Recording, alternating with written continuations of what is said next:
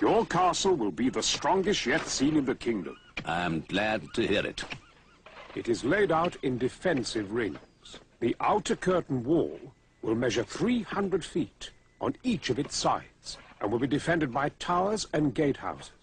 If by any chance, an extremely unlikely one, the attackers succeed in penetrating this area, they will be thwarted by the inner curtain wall, 12 feet thick and 35 feet high, with 50-foot high towers. An intruder would virtually have to fly to get in. That should hold against Prince David and his Welsh rebels. In the center of the inner ward, we have the living quarters for yourself and Lady Catherine, your children and servants. My wife is a particular sort of woman. She will not relish living in this godforsaken outpost. See that you make her quarters as pleasing as possible. You may have my assurance of that, my lord. Over here will be the barracks for the soldiers, here the great hall and kitchen and storerooms, and here in the safest part of the castle will be the well. The castle is only as safe as its water supply. And the town, it will be a simple grid of streets and blocks to be further divided into lots. Very good. But the town defenses? The 3 entrances in the town wall will be fortified with double-towered gatehouses, which should prove quite effective. Most impressive. But how fast can the project be built? You understand, sir, that the windows near the bottom of the walls and towers must be small enough so that an enemy soldier cannot climb through. All the windows will be protected by iron grills and can be closed off by wooden shutters on the inside. In your living quarters, your gracious Lady Catherine will be pleased to note that each window will be fitted with glass.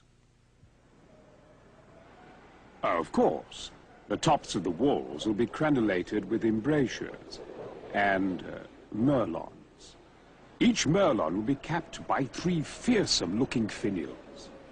I have provided for arrow loops in the merlons for your archers. With a wedge-shaped recess cut out of the stone, the archer may aim anywhere across his field of vision without exposing himself to the There are 3 rooms in every tower.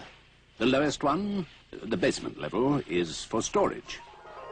In the unlikely event the walls are breached during a siege, each tower may have to defend itself, and so must have its own supplies. The upper rooms will be used for living and working space. And this must be your dungeon over here. And it was not finished one day too soon. Just as the trapdoor was set in the basement floor, my soldiers caught a man stealing lead from Master James's storeroom. I'll warrant your first guest resolved not to pay the dungeon a return visit. The gatehouses are the last major construction for both castle and town defense. Do please watch your footing, my lords. The stairs are not as yet evened.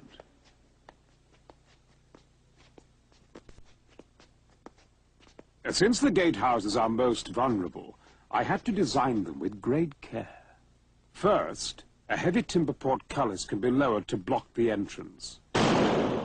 And beyond that,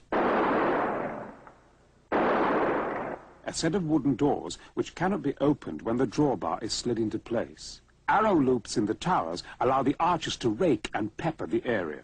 And then, of course, there are murder holes cut into the ceiling, through which soldiers above can attack any intruders in the passageway. But that would imply that they could even reach this point. Rather difficult, because the gatehouse defenses begin with the drawbridge. The inner end is weighted, and when supports underneath are removed, that end swings down into a pit, lifting the other end high above the moat. Most efficient. And now, my lords, the inner ward, the very heart of the castle.